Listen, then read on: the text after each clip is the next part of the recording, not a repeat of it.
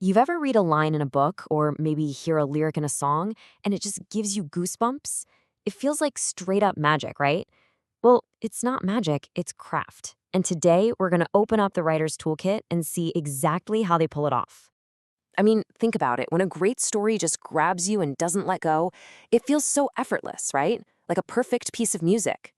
But here's the thing, just like music, language has its own hidden score, its own structure, and we're about to learn how to read the notes.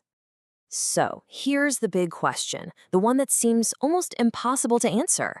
How can a writer take simple black marks on a page and use them to make you laugh out loud or cry or feel real, genuine fear? How do they build entire worlds with just words? Well, it turns out the secret isn't some big mystical thing. Nope. It's a whole collection of specific, powerful, time-tested instruments. It's like a master craftsperson's toolkit, and inside, there's a special tool for literally every single effect a writer wants to have on you. Okay, so let's crack open that toolkit. The first tray we're pulling out, this is where the fun stuff is.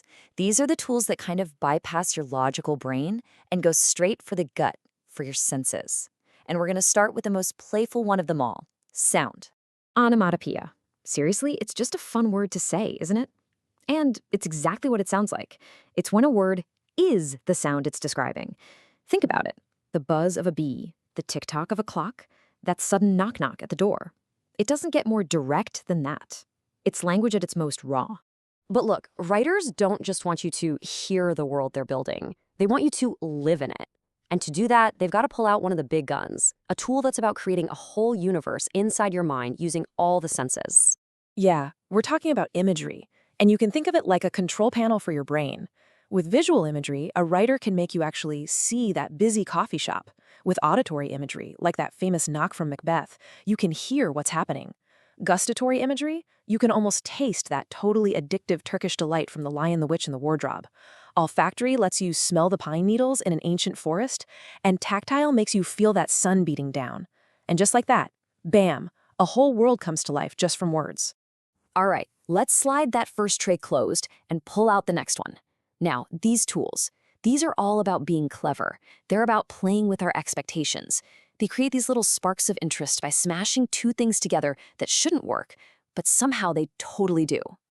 So first up, we've got the oxymoron. This is a super precise little tool. It's just a tiny two-word contradiction, but man, it packs a punch. It just snaps your brain to attention and makes you see something in a totally new light. Let's just fire off a few, you'll see what I mean. Pretty ugly. Only choice. Same difference. Alone together. Silent scream. Seriously funny, right? We use these all the time and don't even think twice. They just work. They create that little jolt of surprise that gets our attention. And it's not just us. Movie titles use them too. Eyes Wide Shut, Back to the Future. They're like these perfect little brain puzzles.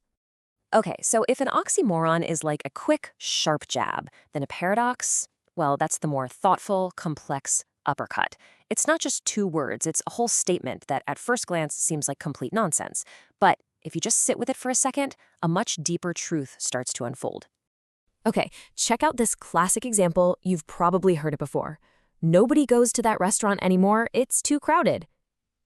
Wait, what? How can nobody go there if it's crowded? It makes zero sense, right?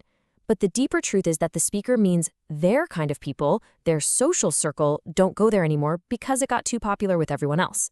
See, it's a contradiction that secretly explains a whole social situation.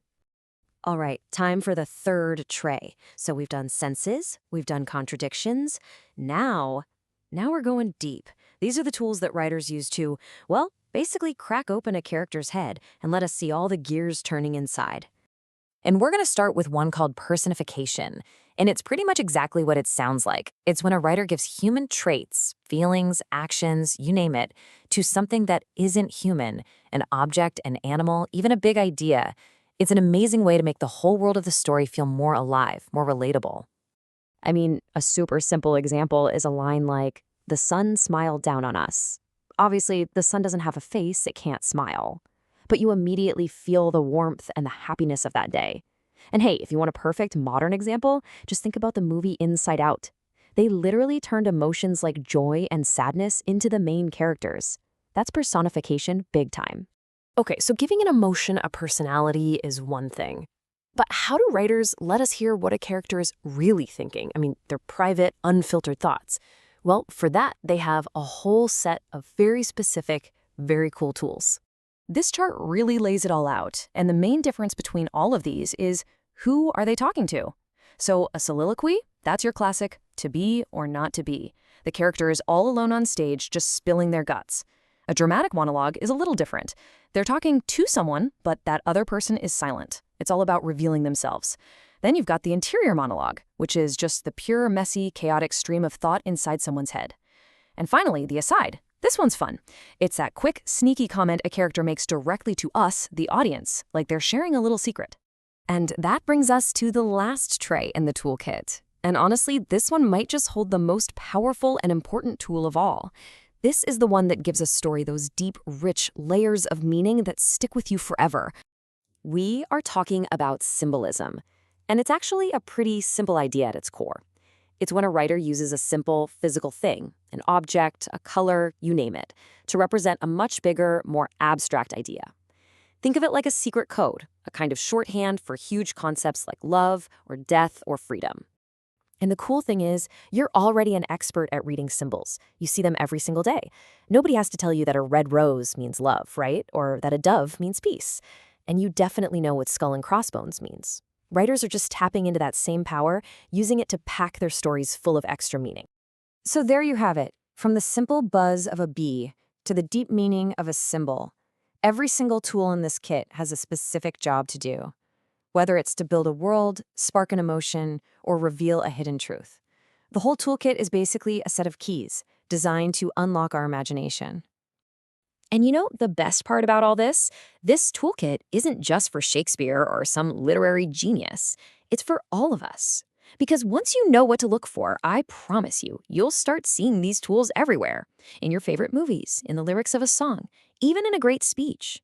It just gives you a whole new level of appreciation for the craft of storytelling.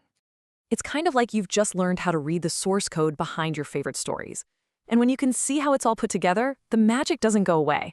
If anything, it gets even deeper. So my question for you is, now that you can see the code, what are you going to discover next?